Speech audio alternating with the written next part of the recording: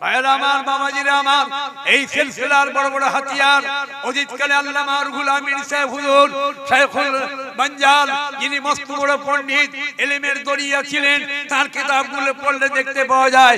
কিন্তু এত তিনি আখলাকি মানুষ, নিজের পীর মুর্শিদকে ভুলে যাননি।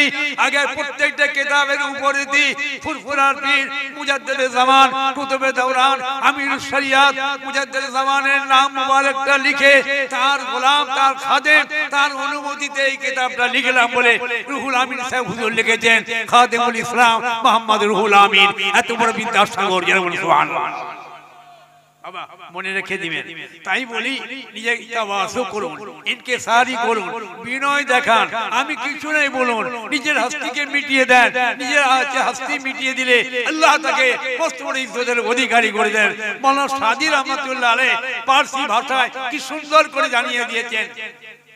एक कतरा बारा ज़ियाबरे जगीर खजल सोचो पेना दरिया बदीर के जाए के दरिया से मन की सितम करो हस्ते हक्का के मन्नी सितम जो खोदरा बचस में हकारत बदीर सत सदर किनारा बजाने परवरीर। সাদি রহমাতুল্লাহ আলাইহি ফারসি ভাষায় এই কবিতায় তিনি কি বললেন? আকাশ থেকে এক বিন্দু পানি পড়ে কোথায়? আটলান্টিক মহাসাগরের উপরে। আটলান্টিক মহাসাগরে যখন এই পানি পড়ে বলে আল্লাহ কোথায় আমাকে ফেললেন, যেখানে পানি আর পানি, পানির কোনো অভাব নাই। আমি এক বিন্দু পানি এই আটলান্টিক মহাসাগরের মাঝে পড়ে আমি বেইজ্জত হয়ে গেলাম। আমার কোনো অস্তিত্ব নাই, আমার কোনো ইজ্জত নাই।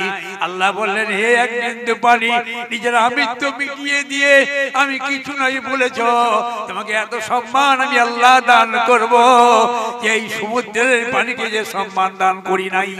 আল্লাহ বলেন হে এক বিন্দু পানি, তুমি দরিয়া ফেলে দরিয়ার তলায় চলে যাও। আল্লাহর নির্দেশ পেয়ে দরিয়ার নিচে চলে গেল। আল্লাহ বলেন হে ঝিনুক, তুমি তোমার মুখটা খুলে ওই পানিকে নিজের পেটে জায়গা দাও। পানিটাকে নিজের পেটে জায়গা দিল। আল্লাহ বলে হে ঝিনুক, তুমি তোমার মুখটা বন্ধ করে নাও। মুখটা বন্ধ করলো, এক বিন্দু পানি থেকে মতি পয়দা হলো। ওই মতি ঘুরে এসে রাজার রাজ মুকুটে স্থান পেল। সাদি রহমাতুল্লাহ বলেন মিটা দে, তাই বলেন কবি ইকবাল বলেন মিটা দে अपने हस्ती को कर कुछ मर्तबा चाहे कि दाना खाक में मिलकर गुले गुलजार होता है। এটা বড় হুজুর গেলা পড়তেন। मिटा दे अपने हस्ती को कर कुछ मर्तबा चाहे कि दाना खाक में मिलकर गुले गुलजार होता है। বাবা যদি বড় হতে চাও নিজের আমিত্ব মিটিয়ে দাও। আল্লাহ অনেক ধনী করেছেন, আল্লাহর শুকরিয়া আদায় করে আল্লাহকে সিজদা দাও। নিজের হালাল মাল থেকে কিছু আল্লাহর নামে দান খায়রাত করে দাও।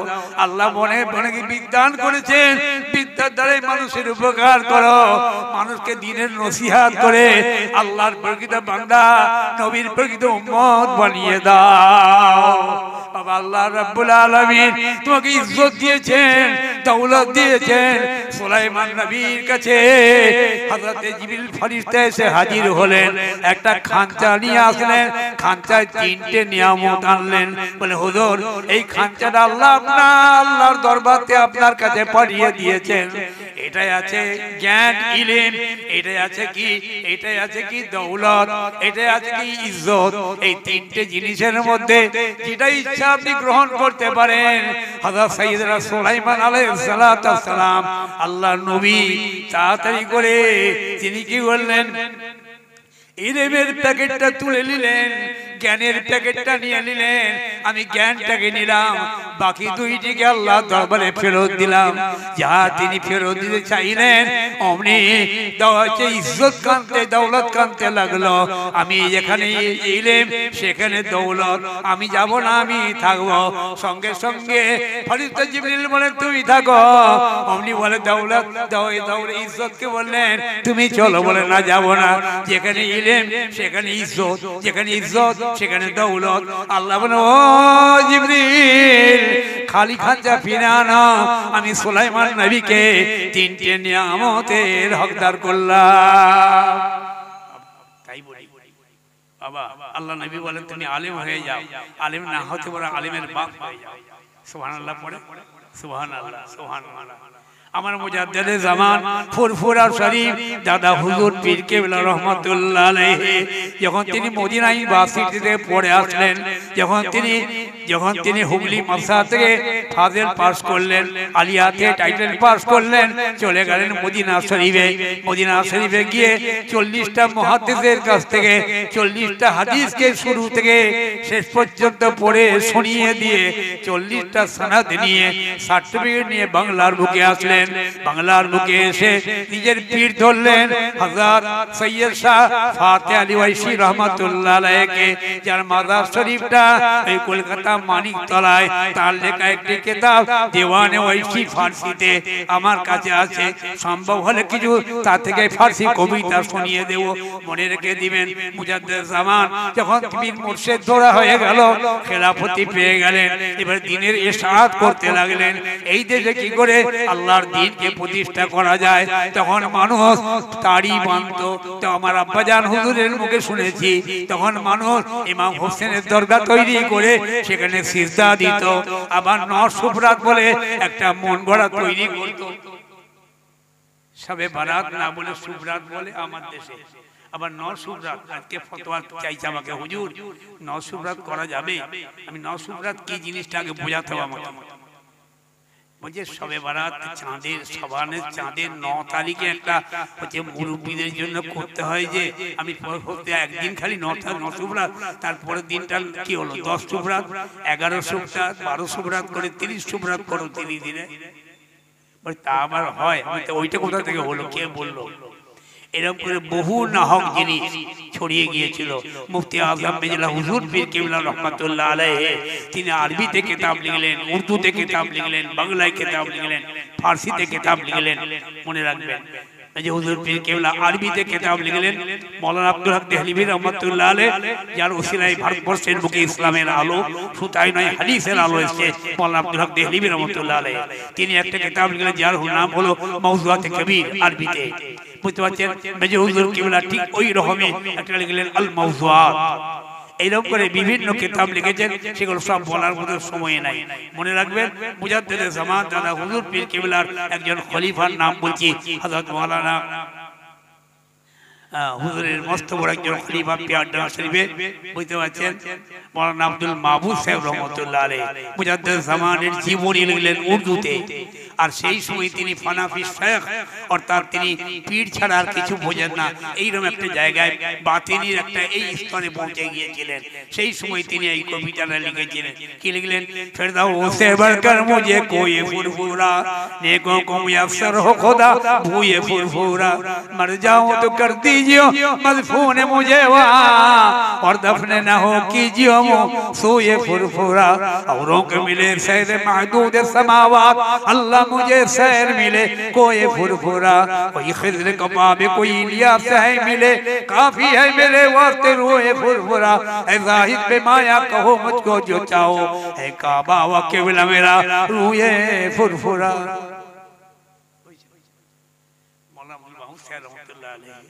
জান্নাতুল ফেরদাউসের থেকে আমার কাছে বড় বড় ফুরফুরা। তিনি একদম পীরের মহব্বতে ডুবে গিয়েছিলেন, সেই সময় পড়েছিলেন। পুরো ইসলামের মশলা নয়। এক জায়গায় তিনি বললেন কি, মর যাও তো কর দিজিও মদফুনে মুঝে ওয়াঁ, ফুরফুরা শরীফে গিয়ে যদি আমি মারা যাই, ওখানে আমাকে দাফন করে দিও। और दफने न हो कीजिए मुफुए फुरफुरा, फुरफुरा शरीफ ছাড়া আমি অন্য জায়গায় যদি মারা যায়, আমার লাশটা বহন করে না এনে ওখানেই দাফন করে দিও। আর যদি ফুরফুরা শরীফ ছাড়া অন্য জায়গায় মারা যায়, তাহলে আমাকে সেখানে দাফন করে আমার মুখটা কাবা দিয়ে না করে ফুরফুরা শরীফে দিয়ে করে দিও। এইরকম বড় বড় আল্লাহর ওলিরা আমার মুজাদ্দিদ জামানের তারা ভক্ত ছিলেন, মুরিদ ছিলেন, মুহিব্বিন ছিলেন। তাদের ইন্তেকালে লক্ষ লক্ষ মানুষ আল্লাহ তাদেরকে ওলি বানিয়ে দিয়েছিলেন। अमल से जिंदगी बनती है जन्नत भी और जहन्नम भी, ये खाकी अपनी फितरत पर न नारी है न नूरी। আমল করতে করতে মানুষের জীবনটা গঠন হয়ে যায়। এই মানুষ আগুনের তৈরি জিন নয়, নূরের তৈরি ফেরেশতা নয়, কিন্তু আমল করতে করতে আগুনের তৈরি জিন নূরের তৈরি ফেরেশতার ঊর্ধ্বে পৌঁছে যায়। মালদায় জলসা করতে গেলাম, জীবনী করতে। ওই দেশে আবার রাসূলুল্লাহ জীবনী হয় 8 দিন 9 দিন 10 দিন। আমি 9 দিনের জীবনী করতে গিয়েছিলাম, বুঝছেন। ওই কালিয়াচক থানা অন্তর্গত নয়া গ্রাম বলে একটা জায়গা আছে, ওই জায়গায় 15-20 হাজার মানুষ যাত্রী জলসা করি। দিনের বেলা যুবকরা আমাকে নিয়ে ঘুরে, হুজুর বহু কিছু দেখবার জিনিস চলুন, বুঝছেন। আদিনা মসজিদে গেলাম, আরেকটা জায়গায় গেলাম, সেখানেতে পান্ডুয়া, হুগলিতে পান্ডুয়া আছে, মালদাতেও পান্ডুয়া আছে। মালদা পান্ডুয়ায় গিয়ে হাজির হলো, একটা সরকারের তরফে বোর্ড দেওয়া আছে, এত এত সালের এত তারিখে হুগলি নদীর উপর দিয়ে মুসলমানদের একজন পীর সাহেব ভর্তি নদীর উপর দিয়ে খড়ম পায়ে দিয়ে হেঁটে হেঁটে যাচ্ছিলেন। নদীর পানি ছুটছে, ট্রেন ছুটার মতো স্রোত ছুটছে। আল্লাহর ওলি সোজা চলে যাচ্ছেন, তাকে তলাতে পারে না। হুজুর যখন এপারে এলেন, সেই সময় গৌড়ের রাজা লক্ষণ সেন পাড়েতে বসে বসে একটু হাওয়া খাচ্ছিল। আল্লাহর ওলি এসেছেন, দেখে অবাক হয়ে গেছে। মুসলমানদের একটা পীর সাহেব, মাথায় টুপি, মুখে দাড়ি, বড় জামা, খড়ম পায়ে দিয়ে নদীর উপর দিয়ে হেঁটে চলে আসলেন। খড়মও ভিজে না, পাও ভিজে না। অবাক হয়ে গেলেন। হুজুর যখন এবারে এলেন, হুজুরের পাটা জড়িয়ে ধরলেন, ধরে বললেন, বাবা পীর সাহেব, আমি আপনাকে দেখে অবাক হয়ে গেছি। আমি এই গৌড়ের রাজা, আমার নাম রাজা লক্ষণ সেন। আমি বহু লোক দেখেছি, আমার আঙ্গুলির সংকেতে, আঙ্গুলের ইশারায় লক্ষ লক্ষ মানুষ ওঠে আর বসে। আমি জীবনে এইরকম মানুষ দেখি না। আপনি হুগলি নদীর উপর দিয়ে হেঁটে হেঁটে চলে আসলেন, আপনার নদীর পানিতে পা ভিজল না। আমি দেখে অবাক হয়ে গেছি, আমি চাই আপনাকে কিছু পুরস্কার দিতে। আল্লাহর ওলি বললেন, না না না না, কোনো পুরস্কার নেব না। আল্লাহর যারা ওলি হয় তারা নির্লোভী হয়, তাদের লোভ থাকে না। না না না না, আমি কোনো পুরস্কার নেব না। জবরদস্তি করে রাজা মশাই বললেন দেবো। হুজুর মনে মনে নিয়তটা করলেন, রাজা যখন আমাকে দিবে বলছে, দেখ আমি ফকির মিসকিন দিয়ে দেব। এই মনে করে হুজুর বলেন, ঠিক আছে রাজা মশাই, কি দিবেন বলুন। বলে, আমি আপনাকে 10 টাকা 5 টাকা, 1 বিঘে 2 বিঘে নয়, আমি 22,000 বিঘের সম্পত্তি আপনার নামে লিখে দিলাম। জোরে বলুন সুবহানাল্লাহ। 22,000 বিঘের সম্পত্তি রাজা লক্ষণ সেন আল্লাহর ওলির নামে লিখে দিলেন। হুজুরের নামে একটা ইবাদতখানা তৈরি করেছেন। আজ ওই ইবাদতখানাটা মাথা উঁচু করে আছে। বাবা সেই জায়গায় হুজুর কিছুদিন আল্লাহর ইবাদত বন্দি করে শেষে তিনি ওই 22,000 বিঘের সম্পত্তি ফকির মিসকিন দুস্থ অনাথ কাঙ্গাল মুসাফির মুহতাজ এদের নামে উৎসর্গ করে দিয়ে আল্লাহর ওলি অন্যত্রে গিয়ে ইন্তেকাল করেন। সেই পীরের নাম হযরত হুজুর জালাল তিবরিজি রাহমাতুল্লাহ আলাইহি। পারস্যের তেবরেজ থেকে এই আল্লাহর ওলির আগমন হয়েছিল।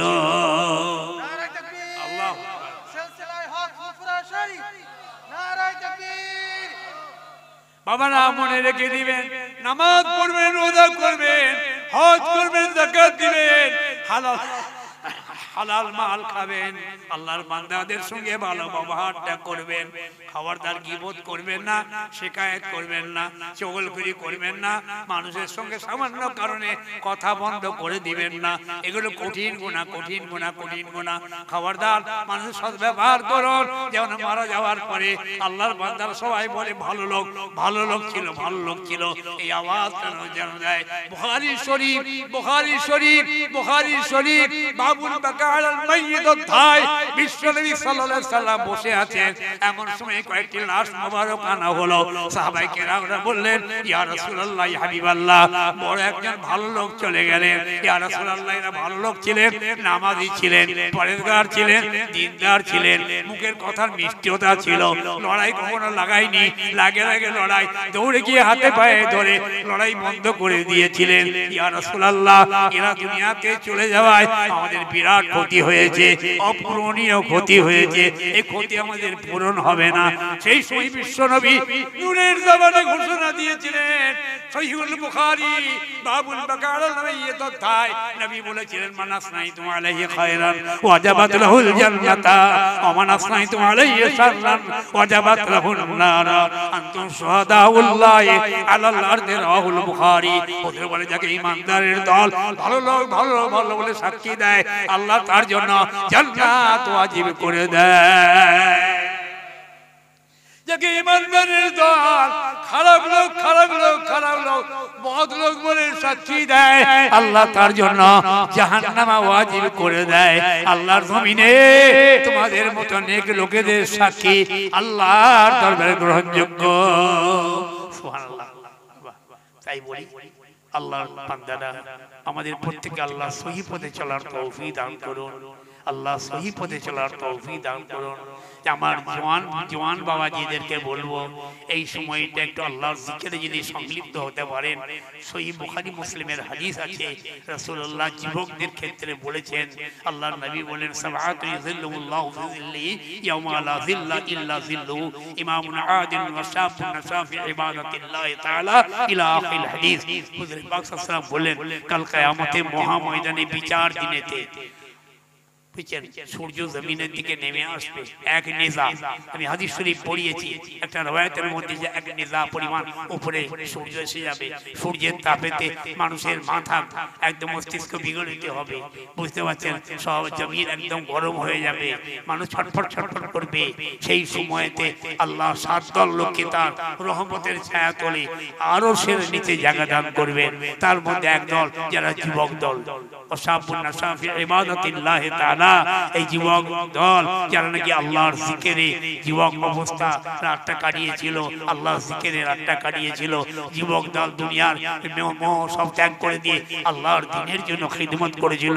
আজকে বর্তমান সিচুয়েশন, বর্তমান এই পরিস্থিতিতে বিভিন্ন জায়গায় দেখতে পাচ্ছি, আমি যাচ্ছি তো দেখতে পাচ্ছি যে যুবক ছেলেরা তারা মাদ্রাসার দায়িত্বে আছে, মসজিদের দায়িত্বে আছে, ক্লাবের দায়িত্বে আছে। রাসূল পাক সাল্লাল্লাহু আলাইহি সাল্লাম তার মনে রাখবেন, একবার একটা আল্লাহর নবী যে ক্লাব করেছিলেন যার নাম হলো হিলফুল ফুজুল, এই ক্লাবে আল্লাহর নবী সাল্লাল্লাহু আলাইহি সাল্লামের বলেছে কয়েকজন বুঝতে পারছেন যাদের নামের সঙ্গে ফজিলতের মাত্রা ছিল, এদের নাম অনুসরণে ওই ক্লাবটা হয়েছিল। এই দুটো উদ্দেশ্য ছিল, কোনো অপরাধী মানুষকে এখানে ঠাঁই দেব না, আমরা নিজেরা অপরাধ করব না, এই দুটোই তাদের হচ্ছে মূল উদ্দেশ্য ছিল। আল্লাহর রহমতে সেই ক্লাব আজ মুসলমান বিভিন্ন জায়গায় ক্লাব তৈরি করেছে, মসজিদের দায়িত্বে আছে, মাদ্রাসার দায়িত্বে আছে। আলহামদুলিল্লাহ দিনের কাজগুলো যুবক ছেলেদের দ্বারা সুসম্পন্ন হচ্ছে। আলহামদুলিল্লাহ আমরা খুব খুশি, খুব ভালো লাগছে। আলহামদুলিল্লাহ বিভিন্ন জায়গায় আমরা মুসলমান, আমরা ইসলাম অবলম্বী, আমাদেরকে ইসলামের পথে হাঁটতে হবে। কম্পাসের কাঁটা দেখেছেন, সবসময় তার মুখটা কোন দিকে থাকে? উত্তর দিকে। কম্পাসের কাঁটা কোন দিকে মুখ থাকে? উত্তর দিকে। এটা উত্তর, এটা ওই উত্তর কোন দিকে পড়ছে? এটা হ্যাঁ, এটা উত্তর দিকে। কম্পাসের মুখ যেন কাঁটা যেন উত্তর দিকে থাকে, ওই রকম আমাদের ইসলাম অবলম্বীদের মুখ থাকবে ইসলামের দিকে। ইসলাম ISLAM, Islam.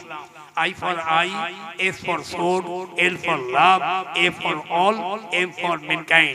That means I for love all mankind. আমার উচিত সারা বিশ্বের মানুষকে ভালোবাসা। ইউনিভার্সাল ব্রাদারহুড, বিশ্বভ্রাতৃত্বের জনক কে ছিলেন? বিশ্বনবী মুহাম্মদুর রাসূলুল্লাহ সাল্লাল্লাহু আলাইহি ওয়াসাল্লাম।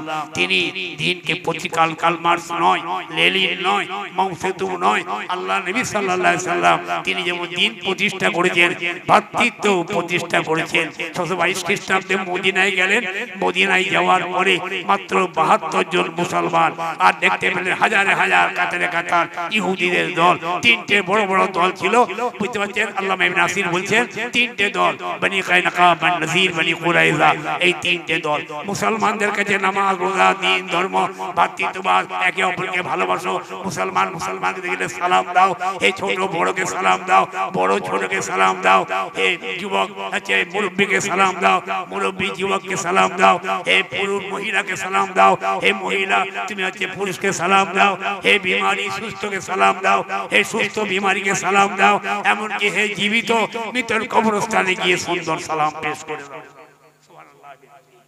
কি হয় তাই না? সালাম দেওয়ার কথা বলেছে।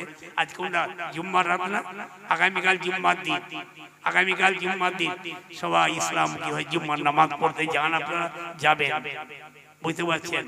জুম্মার নামাজ পড়তে যাবেন, জুম্মার নামাজে গিয়ে সকলে শামিল হবেন। জুম্মার দিনের বড় বরকত রয়েছে, রহমত রয়েছে, যাবেন পড়তে গিয়ে জুম্মার নামাজ পড়তে যাবেন। আলহামদুলিল্লাহ, আল্লাহ পাক কবুল করুন এই মাহফিলকে। আমার মা বোনদের ক্ষেত্রে দু একটা কথা বলেলি। হুজুরে পাক সাল্লাল্লাহু আলাইহি ওয়াসাল্লাম বলেন, তোমাদের মধ্যে ওই ব্যক্তি উত্তম যে তার স্ত্রীর নিকটে উত্তম। স্ত্রী যদি সাপোর্ট করে আমার স্বামী ভালো, রাসূলুল্লাহ বলেন ভালো, বুঝলেন? এই যে ইমানদার স্ত্রী তার স্বামীকে বলে ভালো লোক, আল্লাহ নেই বলে তাহলে সে ভালো লোক। আমি আমার স্ত্রীদের নিকটে উত্তম ব্যক্তি, রাসূলুল্লাহ বললেন। সেই জন্য বলি মা বোনদের বড় মর্তবা, বড় ইজ্জত, বড় সম্মান। মা রাবিয়া বাসারিকে লোকেরা বলল, আম্মা জান যত বড় আবেদা, জাহেদা, সালেহা হন না কেন, মেয়েরা কোনো কালে আল্লাহর নবী হয় নাই। আম্মা জান উত্তর দিয়েছিলেন, মেয়েরা কোনো কালে আল্লাহর নবী হয় নাই সত্য, কিন্তু পৃথিবীর মাটিতে যত নবী রাসূল পয়গম্বরের আগমন হয়েছিল সব মেয়েদের পেটে হয়েছিল। মেয়েরা নবী হয় নাই মোটে, নবীদের জননী হয়েছেন, নবীদের মা হয়েছেন। হাদিসে এসেছে রাসূল পাক সাল্লাল্লাহু আলাইহি ওয়াসাল্লামকে জিজ্ঞাসা করা হলো, সাহাবায়ে কেরাম জিজ্ঞাসা করলেন, ইয়া রাসূলুল্লাহ দুনিয়ার বুকে সবচেয়ে প্রথম আমি কার সেবা করব? হুজুর বলেন তোমার মায়ের। ইয়া রাসূলুল্লাহ তারপরে কার? হুজুর বলেন তোমার মায়ের। ইয়া রাসূলুল্লাহ তারপরে কার? আল্লাহ নবী বলেন তোমার মায়ের। ইয়া রাসূলুল্লাহ তারপরে কার? হুজুর বলেন অতঃপর তুমি তোমার পিতার খেদমত করো। যেটা বলে সুবহানাল্লাহ। মায়ের গুরুত্ব রাসূলুল্লাহ কত দিয়েছিলেন আপনারা তা জানেন। মনে বাইরে মুস্তামি রহমাতুল্লাহ আলাইহি যার ঘটনা আপনারা জানেন, মা এক গ্লাস পানি চেয়ে আর এশার নামাজ পড়ে মা এক গ্লাস পানি চেয়েছেন, বাবা বায়েজিদ এক গ্লাস পানি পান করাতে পারি রে? সঙ্গে সঙ্গে বায়েজিদ বলে হ্যাঁ মা পানি পান করাবো। গেলেন বাড়িতে, যে কলসি হিলিয়ে দেখছেন পানি নাই, অনেক দূরে কুয়া, আজকালের মধ্যে পানির এরকম ব্যবস্থা ছিল না। তিনি পানি আনতে গেলেন কুয়ায়, এই দেখছেন মা ঘুমিয়ে পড়েছেন। নেককার দিনদার ছেলে, আল্লাহর ওলি ছেলে, মায়ের মাথার সামনে পানির গ্লাস নিয়ে দাঁড়িয়ে আছেন। মা যখন ঘুম থেকে উঠবেন আমি তখন পানির গ্লাসটা হাতে ধরিয়ে দেব। রাত্রে 11টা বাজলো, 12টা বাজলো, 1টা বাজলো, 2টো বাজলো, 3টে বাজলো, 4টে বাজলো, ফজরের ওয়াক্ত হয়ে গেল। মুয়াজ্জিন আযান দিলেন, আসসালাতু খায়রুম মিনান নাওম, নিদ্রা অপেক্ষা নামাজ উত্তম। এই আওয়াজটা মায়ের কর্ণ করে প্রবেশ করলো, মায়ের কানে পৌঁছে গেল। আবেদা মা, জাহেদা মা, সালেহা মা, আল্লাহর ওলি মা সঙ্গে সঙ্গে নামাজ পড়বেন বলে চোখটা খুলেছেন। দেখেন বাইরে দাঁড়িয়ে আছে, লাইক স্ট্যাচু, একটা মূর্তির মতো দাঁড়িয়ে আছে। আর বাইরে মা বলেন, বাবা কখন থেকে দাঁড়িয়ে আছি রে? আম্মা জান এশার নামাজের পরে পানি চেয়েছিলেন, সে আপনি ঘুমিয়ে গিয়েছিলেন। আমি বাড়ি থেকে দেখি কলসিতে পানি নাই, অনেক দূরে পানি আনতে গিয়েছিলাম, এসে দেখি আপনি ঘুমিয়ে আছেন, সেই জন্য আমি আপনাকে তুলি না। বাবা কেন তুই আমাকে তুললি না? কত কষ্ট হলো বাপ, কত কষ্ট হলো, কত কষ্ট হলো। তুই রাতের আরামকে হারাম করে দিয়ে আমার মাথার সামনে সারা দাঁড়িয়ে আছে। আম্মা জান দুঃখ নিবেন না, মনে ব্যথা নিবেন না। কত আপনি আমার জন্য মেহনত করেছেন, কত পায়খানা ঘেড়েছেন, কত পেচ্ছাপ ঘেড়েছেন, কত বুকে করে নিয়ে সারা রাত ঘুরেছেন। আমার আম্মা জান আপনার হক আদায় করতে পারি না, আপনি এই পানিটা পান করলে আমি বড় খুশি হয়ে যাব। মা পানি পান করলেন, নামাজ পড়লেন, ফজরের সিজদায় পড়ে আল্লাহ দরবারে কেঁদে কেঁদে দরখাস্ত করেন, আল্লাহ যদি আমার বাচ্চাকে, আল্লাহ বাচ্চা আজকে আমার হক আদায় করে ফেলেছে, আল্লাহ আমার বাচ্চাকে সুলতানুল আরবিনের বেলায় দান করে আল্লাহ ওলি আল্লাহ বানিয়ে দেয়।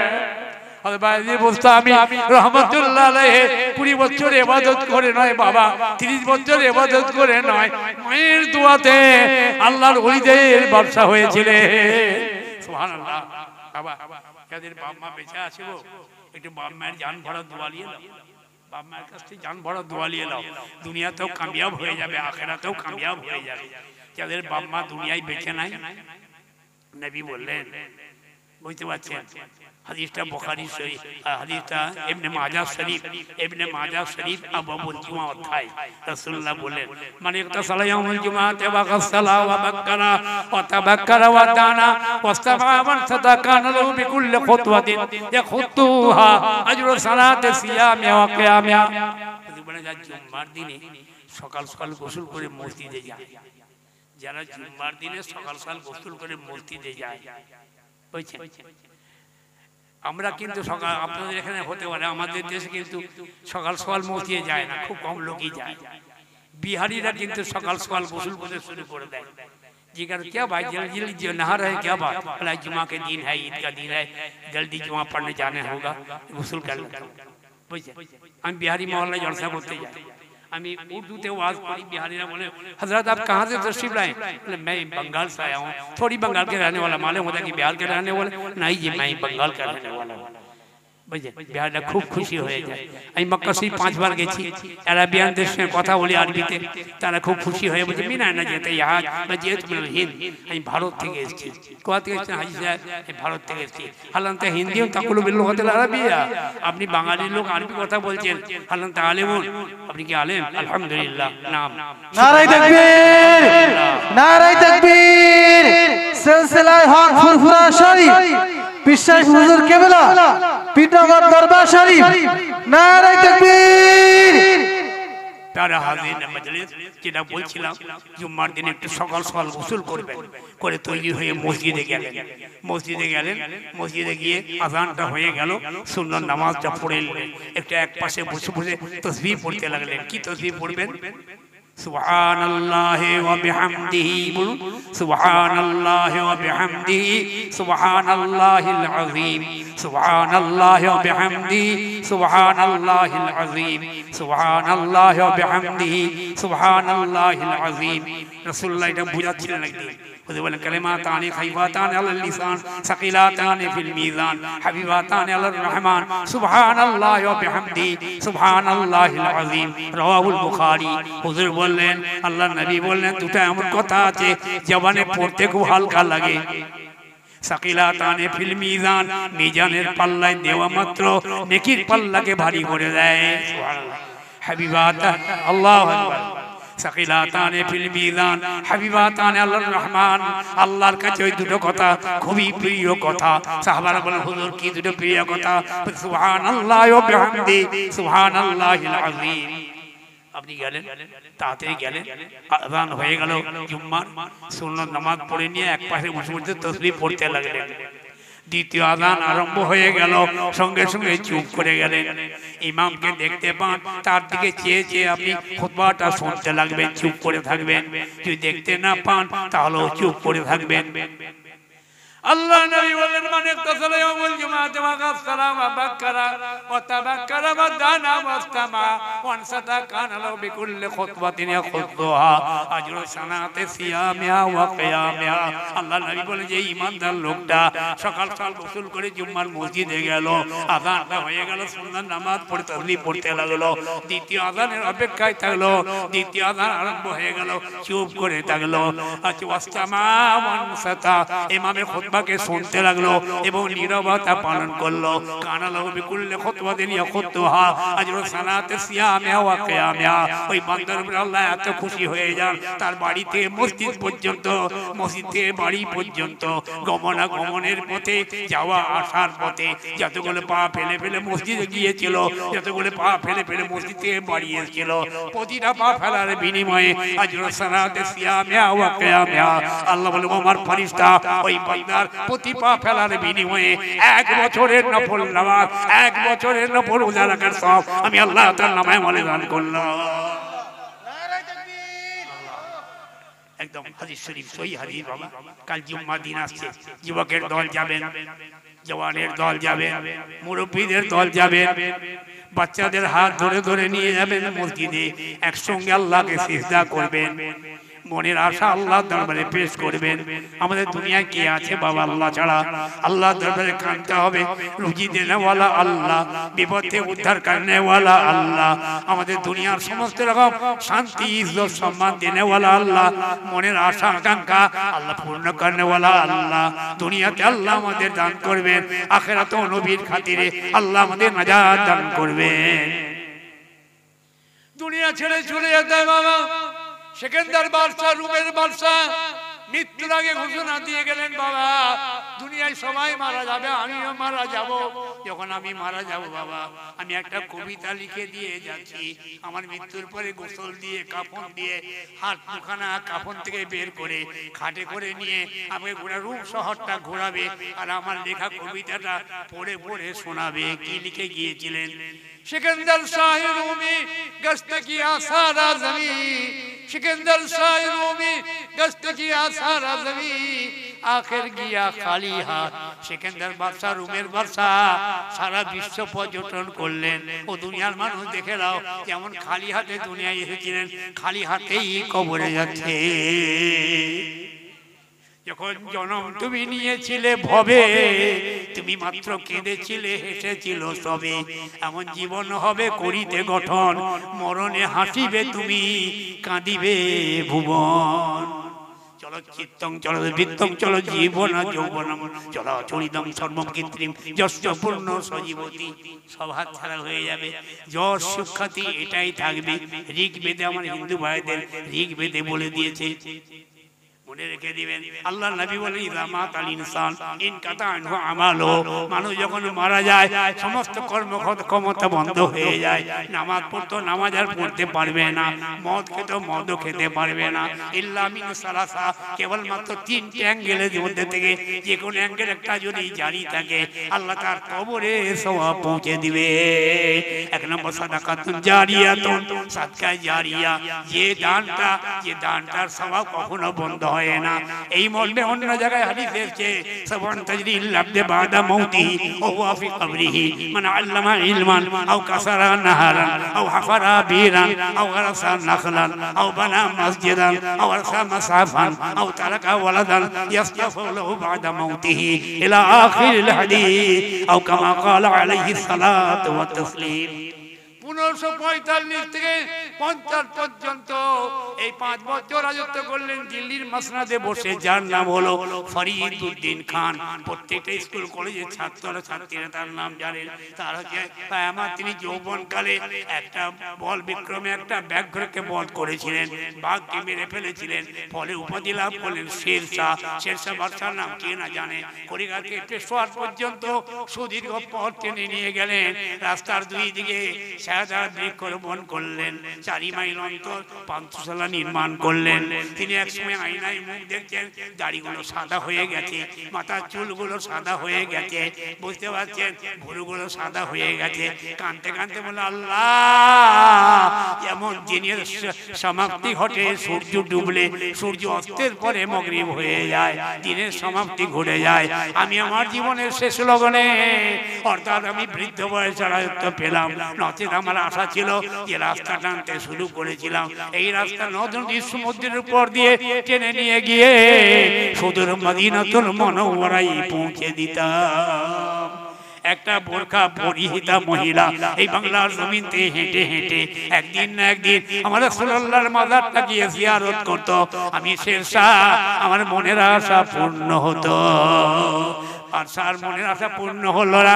কালিগঞ্জ দুর্গ জয় করে ফিরেছে।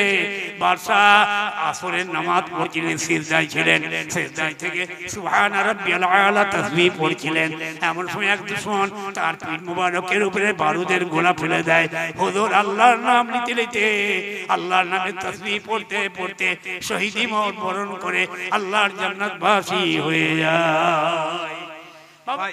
আমরা এই ভারতবর্ষের মানুষ, এই দেশে অতীতে বড় বড় পণ্ডিতের জন্ম হয়েছিল। আমরা ডক্টর শহীদুল্লাহর নাম শুনেছি। এই টাকি রোডে পেয়ারা গ্রামে তার বাড়ি, দেগঙ্গার পাশে।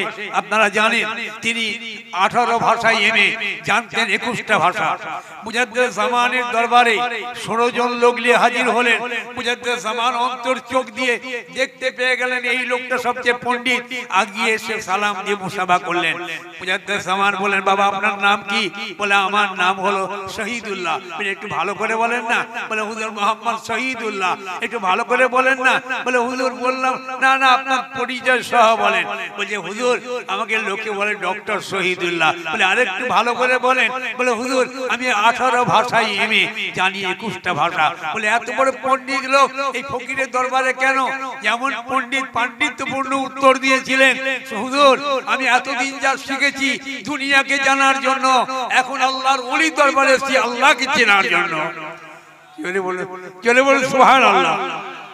ডক্টর শহীদুল্লাহ মুজাদ্দেদ জামানের হাতে হাত দিয়ে বায়াত হলেন, তার কাছে খেলাফতি নিলেন। পরবর্তীকালে ঢাকা, এখন বাংলাদেশ উভয় দেশ তখন এক ছিল, ওই ঢাকা ইউনিভার্সিটিতে তিনি হচ্ছেন প্রিন্সিপাল হয়েছিলেন। বেশ কিছু বছর হায়াতে থাকার পরে তিনি যখন ইন্তেকাল করলেন, তার মাজার সরকার, তৎকালীন সরকার একটা শহীদুল্লাহ হল বানিয়ে দিয়ে এক কেন্দ্রায় তাকে দাফন করলো। আমরা জানি এই ভারতবর্ষের মাটিতে বড় বড় পণ্ডিতদের আগমন হয়েছিল। আমরা যেমন জানি, আমরা আমার বিদ্যাসাগরের নামটা জানি, আমরা কবি নজরুল ইসলামের নাম জানি, আমরা জানি মৌলানা মোহাম্মদ আলী এমএ এলএলবি, তিনি একজন মস্ত বড় টাইটেল পাওয়া আলেম ছিলেন। আবার ইংরেজিতে এমএ এবং ল করেছিলেন। 1902 সালে কোরআন শরীফ নিয়ে বসে গেলেন, খাতা কলম নিয়ে বসে গেলেন। দুটো ভাষাকে, বিদেশি ভাষাকে রপ্ত করে খাতায় তিনি লিখতে লাগলেন। কি একটা হলো আরবি আর একটা হলো ইংরেজি। কোরআন শরীফ ধরলেন।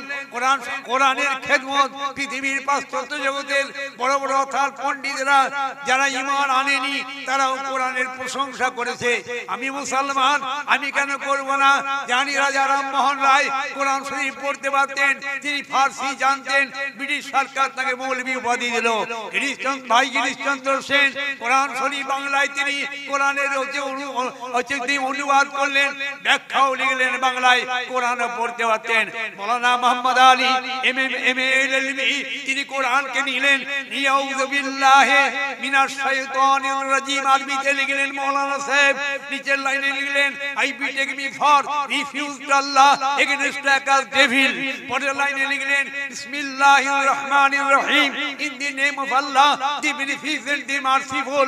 পরের লাইনে লিখলেন আলহামদুলিল্লাহি রাব্বিল আলামিন, all praise is due to Allah, the Lord of the world, the beneficent, the merciful, master of the day of requital, the to his servant, the for help, guide us on the right path, the word of the upon whom thou hast blessed favor, not those who are brought down, not those who get astray। তিনি সম্পূর্ণ সূরা ফাতিহার ইংরেজিতে মানে করলেন। সূরা ইখলাসে গেলেন, আল্লাহ রাব্বুল আলামিন পরওয়ারদিগার বেনিয়াত, কুল হুয়াল্লাহু আহাদ, বলো হে মুহাম্মদ আল্লাহ এক, আল্লাহুস সামাদ, আল্লাহ অভাব শূন্য, লাম ইয়ালিদ, তিনি কাউকে জন্ম দেন নাই, ওয়ালাম ইউলাদ, তিনি কারো জন্মিত নন, ওয়ালাম ইয়াকুল লাহু কুফুয়ান আহাদ, এবং আল্লাহর কেউ সমতুল্য নাই। এর ইংরেজি লিখলেন কি? Say he Allah is one, Allah he one all depend, he begets not, not begotten, and none is like him. এইভাবে 30 পারা কোরআনের অনুবাদ এবং ব্যাখ্যা লিখলেন। জোরে একবার বলুন নারে তাকবীর, নারে তাকবীর।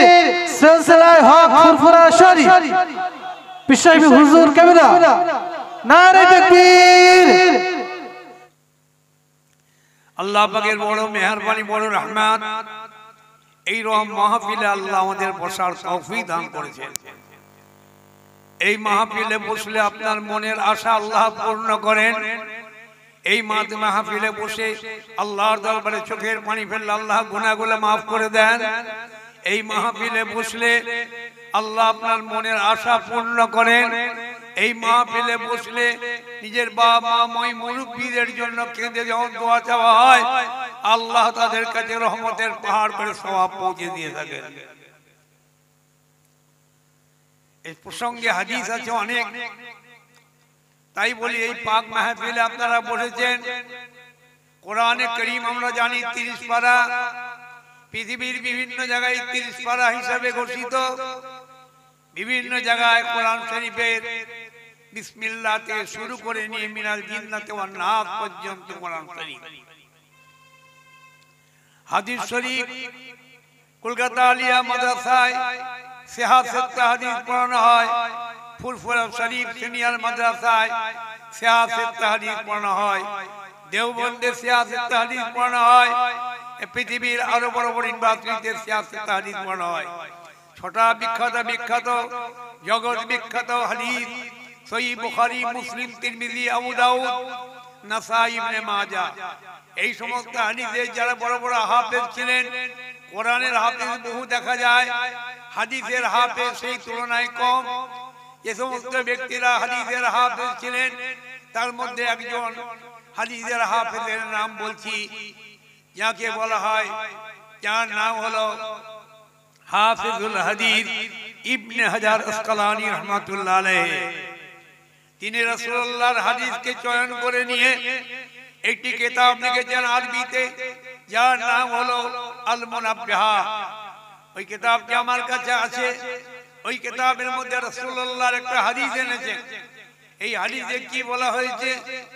আলাইকুম বিমুজালাসাতিল উলামা ওয়া ইসতিমা'i কালামিল হুকামা فإن الله تعالى يحيي القلب الميت كما يحيي به الأرض الميتة بماء المطر إلى آخر الحديث أو كما قال عليه الصلاة والتسليم। এই হাদিসে বিশ্ব নবী সাল্লাল্লাহু আলাইহি সাল্লাম জানিয়ে দিয়েছেন, এই দুনিয়ার ঈমানদারেরা, তোমাদের জন্য জরুরি করে নাও, তোমাদের জন্য ওয়াজিব করে নাও আল্লাহর আলিম হাক্কানীদের মাহফিলে যাওয়া, জ্ঞানী পণ্ডিতদের মাহফিলে যাওয়া, তাদের মাহফিলে গিয়ে তাদের পাণ্ডিত্যপূর্ণ কথাগুলো শোনো। শুনলে কি হবে? ফাইনাল্লাহ তাআলা ইউহিল কলবাল মাইয়্যিতা, তাদের নসিহতগুলো শুনলে, মনোযোগ সহকারে শুনলে আল্লাহ তোমাদের মৃত অন্তরকে, মরা অন্তরকে জীবিত করে দিবেন। সুবহানাল্লাহ, আর জোরে বলেন আল্লাহু আকবার, আল্লাহু আকবার, জিন্দাবাদ, আল্লাহু আকবার। আল্লাহ নবী বললেন, ফাইনাল্লাহ তাআলা ইউহিল কলবাল মাইয়্যিতা কামা ইউহি বিল আরদাল মাইতাতা বিমাইল মাতার। তোমরা আলে হাক্কানীদের মাহফিলে, জ্ঞানী পণ্ডিতদের মাহফিলে, হাদিস কোরআন জাননেওয়ালাদের মাহফিলে গিয়ে তোমরা বসো, তাদের মুখে আল্লাহর কথা, নবীর কথা অন্তরের সঙ্গে, মহব্বতের সঙ্গে শোনো, তাহলে কি হবে? আল্লাহ তোমাদের মৃত অন্তরকে, মরা অন্তরকে জীবিত করে দিবে। আমার রাসূল বলেন, উদাহরণ দিয়ে বললেন, কামা ইউহি বিল আরদাল মাইতাতা বিমাইল মাতার। বহুদিন আকাশে পানি বর্ষণ না হওয়ার কারণে, বহুদিন আকাশে পানি বর্ষণ না হওয়ার কারণে গাছগুলো যেমন মরমর হয়ে যায়, গাছগুলো যেমন মৃতপ্রায় হয়ে যায়, তোমরা বহুদিন আলেমে হাক্কানীদের থেকে দূরে থাকায় তোমাদের অন্তরটাও এরকম মরে মরে যায়, মরমর হয়ে যায়। আর যখন তোমরা আলেমে হাক্কানীদের মাহফিলে গিয়ে বসলে, তাদের মুখে আল্লাহর বয়ান, নবীর বয়ানগুলো শুনলে, আল্লাহ তোমাদের মরা অন্তরকে যেমন জীবিত করে দেন, ওই রকম যেমন মরা গাছটাই পানি পেলে, মৃতপ্রায় গাছটাই পানি পেলে, মরা গাছ যেমন পুনর্জীবিত হয়ে যায়। গাছটা মরমর হয়ে গিয়েছিল, গাছটা মরমর হয়ে গিয়েছিল, আল্লাহর রহমতের পানি নাযিল হলো। অনেক সময় আপনাদের ধৈর্য থাকা সম্ভব না, নচেত আমি একটা অন্য হাদিস টেনে নিয়ে যেতাম। তো ভাই, কথা হলো, রাসূল পাক সাল্লাল্লাহু আলাইহি সাল্লাম এই মাসটা, আরবি মাসটার নাম হলো রজবুল মুরাজ্জাব। এই সম্মানীয় রজব চাঁদ, এই চাঁদের 1 তারিখে শাবান চাঁদ চলে এসেছে না? শাবান, রজবের পরে পরই শাবান। শাবানের ফজিলত সম্পর্কে অনেক কথা আছে। যাই হোক, রজবের কথা একটু বলছি, যদিও মাসটা পার হয়েছে। এই রজব মাসের 1 তারিখে বৃহস্পতিবার দিন, গত রাত্রিতে, আজকে রাতে রাসূল পাক মায়ের পেটে এসেছিলেন। সেই রাত্রে আল্লাহ বড় খুশি হয়েছিলেন। আল্লাহ রাব্বুল আলামিন ফেরেশতাদের বললেন, এই ফেরেশতা, জান্নাতুল ফেরদাউসের ফেরেশতা রিজওয়ানকে বলেছিলেন, হে রিজওয়ান, জান্নাতুল ফেরদাউসের দরজাগুলো খুলে দাও, কেন আমার হাবিব দিন দুনিয়ার বাদশা আজকে রাতে মাইল পেলে তশরিফ এনেছেন। ঈসা আসলাম আসমানে চলে গেছেন, নবী মুস্তাফা মাইল পেলে আসছেন। মাঝখানে নবী শূন্যতার আমলটা, এই ব্যবধানটা ঐতিহাসিক গণের মতে ইবনে আসির বলছেন 570 বছর। এই 570 বছরের ব্যবধানে, 570 বছরের বিরতিতে পৃথিবীর কোন নবী রাসূল পয়গম্বর ছিলেন না, নাসিহ ছিলেন না, মুবাল্লিগ ছিলেন না, কোন পীর মুর্শিদ ছিলেন না, যিনি এটা ন্যায়, এটা অন্যায়, এটা করো না বলনে ওয়ালা ছিলেন না। ফলে পৃথিবীর মানুষ অন্যায়, অত্যাচার, অনাচার, ব্যভিচার, লোকাচার, পাপাচার, মেরে দেওয়া, কেড়ে নেওয়া, খুন করা, জুলুম করা, নিজেদের কন্যা সন্তান ভূমিষ্ঠ হলে তাকে জমিনে পতিত করা, যে এমন কোন অন্যায় ছিল না, করে না। আল্লাহ নারাজ হয়ে গিয়ে রহমতের পানি বন্ধ করে দিয়েছিলেন। যেদিন হাবিব মুস্তাফা মায়ের পেটে আসলেন, আল্লাহর হাবিবের শুভ আগমনে আল্লাহ সন্তুষ্ট হয়ে রহমতের দরজা তালা খোলার আদেশ দান করলেন। সুবহানাল্লাহ। রহমতের দরজা খুলে গেল, অফুরন্ত আল্লাহর রহমতের পানি নাযিল হলো। রহমতের পানি পেয়ে মানুষ আনন্দিত হয়েছিল, জীব জন্তু পানি পান করে তৃপ্তি লাভ করেছিল, মরা গাছগুলো জীবিত হয়ে ফুলে ফলে পরিশোভিত হয়েছিল। আরো বাজিল সেই বছরের নাম দিয়েছিল হাদিসের ভাষায় সানাতুল ফাতহ ওয়াল ইফতিহাজ, জয়ের বছর, আনন্দের বছর নামে অভিহিত করেছিল। ভাই, মাহফিলে আসলে আল্লাহর দ্বীনের কথা মনোযোগ সহকারে শুনলে কি হবে? ওইরকম আল্লাহর রহমতের পানি পেয়ে যেমন মরা গাছগুলো, বড় গাছগুলো জীবিত হয়ে যায়, আল্লাহর রহমতের ওয়াজ শুনলে মরা অন্তরটা জীবিত হয়ে যায়। সুবহানাল্লাহ। সেই জন্য এই মাহফিলের দুটো উদ্দেশ্য কে বললেন? আমার ওয়ালি সাহেব কেবলার নাম আপনারা হয়তো শুনে থাকবেন, পীর নওর হুজুর পীর কেবলা মুজাদ্দিদ জামানের বেয়াত ইয়াফতা, সোহবত ইয়াফতা মানুষ, যিনি ইন্তেকাল করলেন 2013 5ই মে। বলে গেলেন আগে থেকে, বাবা আমি ইন্তেকাল করলে আমার লাশ 3 দিন লাগবে, বরফ দিতে হবে না, ওষুধ দিতে হবে না। আল্লাহর সঙ্গে আমার ইলহামে কথা হয়েছে, আমার লাশকে আল্লাহ পাক কিয়ামত পর্যন্ত তাজা রাখবেন। সুবহানাল্লাহ। নারায়ে তাকবীর, নারায়ে তাকবীর। মুজাদ্দিদ জামানের হাতে হাত দিয়ে বায়াত হয়েছিলেন কলিকাতা 9 নম্বর হল্লা লিনে গিয়ে। বাবা সোমনাথ শেখ আল্লাহ পাকের রাসূলের তরিকা অনুযায়ী নায়েবে রাসূলের নকশায় চলে আল্লাহ এই সম্মান দান করেছিলেন।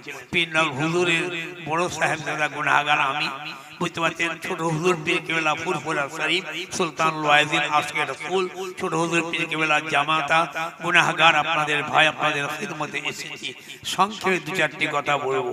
40 বছর একটু আল্লাহ পাকের রাসূলের হাদিসের খিদমত আল্লাহ করিয়ে নিয়েছেন হরিংখোলা সিনিয়র মাদ্রাসায়। আল্লাহ পাকের মেহেরবানি রিটায়ার হওয়ার পরেও এখন বহুত প্রত্যেক দিনই প্রায় বিভিন্ন জলসায় যায়, মানুষ দোয়া করার জন্যই নিয়ে যান। আমি বলি বাবা আমি যোগ্য নই, তবু মানুষ ভালোবেসে নিয়ে যান। আজকে আপনাদের খেদমতে আল্লাহ পাক এনেছেন। রুজি মানুষের যেখানে লিখে দেয়, মৌলানা সাদি রহমতুল্লাহ আলাইহি বলেন, দো চিজ আদমি রা কশদ জোরে জোর, একে আবদানা দিগার খাকে গোল। আমরা ফার্সি পড়েছি, পড়িয়েছি মাদ্রাসায়। বলা হয়েছে কি বলা হয়েছে? দুটো জিনিস মানুষকে জোরপূর্বক সেই জায়গায় পৌঁছে দেয়, যেখানে আল্লাহ যার রুজি লিখেছেন সেই জায়গায়, আর যেখানে আল্লাহ যার মৃত্যু লিখেছেন সেই জায়গায় জোরপূর্বক পৌঁছে দেয়। আল্লাহ রুজি লিখেছিলেন, সেই জন্য আল্লাহ আপনাদের খিদমতে আনিয়েছেন। এবং আপনাদের মতো নেক বান্দাদের মুখ মুবারককে দেখে আমি অত্যন্ত আনন্দিত হয়েছি, খুশি হয়েছি। আল্লাহ মেহেরবানি করে রহমত করে এই মাহফিলকে কবুল করুন। যুবকের দল বসে আছেন, মুরব্বীদের দল বসে আছেন। আমার রাসূলুল্লাহ সবার নবী, সবার প্রশংসা করেছেন হাদিস শরীফের মধ্যে।